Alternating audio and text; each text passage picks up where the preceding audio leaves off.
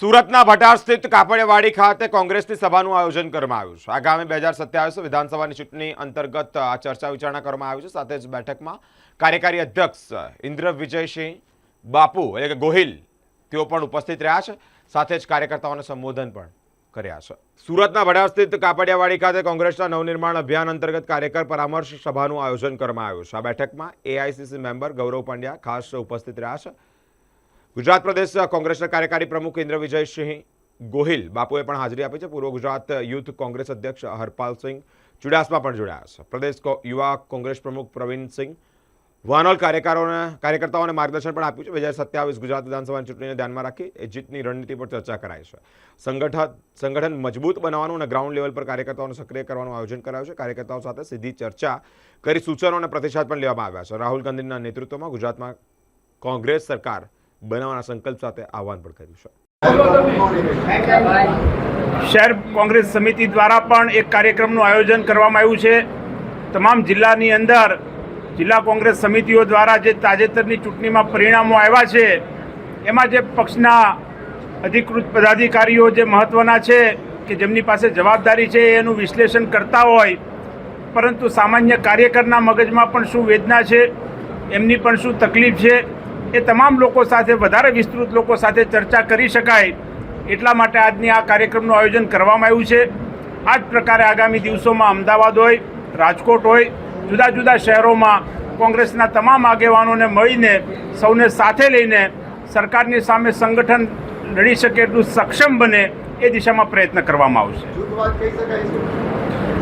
મેં કીધું એ મુજબ કે પરિવારની અંદર વાદ હોઈ શકે, વિવાદ હોઈ શકે, પરંતુ સંવાદ ન હોય ન ચાલે એટલા માટે આજે સંવાદ કરવા માટે સૌની સાથે અમે ત્યાં ઉપસ્થિત થયા છીએ। આ બાબત હાઈકમાન્ડના ધ્યાન ઉપર લાવીને એનું ચોક્કસ નિરાકરણ લાવી શકાશે।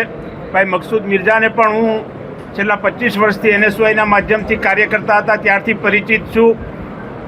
જીવનના બહુમૂલ્ય વર્ષો પણ કોંગ્રેસ પાર્ટી માટે એમણે આપેલા છે। ત્યારે પરિવારની અંદર કોઈ પણ વિષય હોય તો એને ચર્ચા કરીને ચોક્કસ સોર્ટ આઉટ કરી શકાતો હોય છે।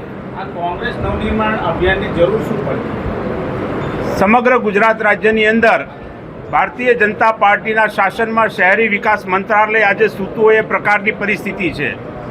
સુરતની અંદર તક્ષશિલા કાંડ બને, વડોદરાની અંદર હરણી બોટ કાંડ બને, મોરબીની અંદર ઝુલતાપુરના કિનારાનો બનાવ બને, આ તમામ પ્રકારની પરિસ્થિતિ ઊભી થવા છતાં રાજકોટની અંદર TRP ગેમ ઝોન કાંડની અંદર પણ યુવાનોએ 500 ડિગ્રી ટેમ્પરેચરની અંદર પોતાનો જીવ ગુમાવ્યો હોય, પરંતુ આ તમામ પરિસ્થિતિઓ છતાં પણ કોંગ્રેસ પક્ષ આ જગ્યાએ જે પ્રકારનો દેખાવ થવો જોઈએ નથી થયો એની જવાબદારી અમે સ્વીકારીએ છીએ।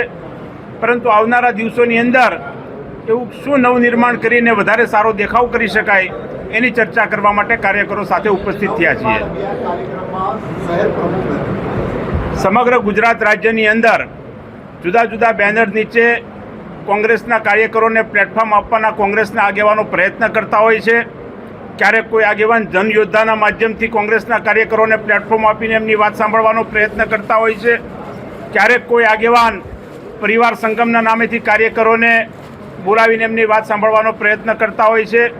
આજે નવનિર્માણ અભિયાનના માધ્યમથી કોંગ્રેસના કાર્યકરોને આમંત્રણ આપવામાં આવ્યું છે। જે કોઈ કાર્યકરો અહીંયા ઉપસ્થિત છે, ઘણી મોટી સંખ્યામાં, વિશાળ સંખ્યામાં તમામે તમામ દક્ષિણ ગુજરાતમાંથી 35 વિધાનસભામાંથી કોંગ્રેસ પક્ષના અગત્યના આગેવાનો આવ્યા છે। સૌનું અમે સ્વાગત કરીએ છીએ અને જે નથી આવ્યા, જે સાથે નથી, એમને પણ સાથે લાવવાનો પ્રયત્ન કરશું।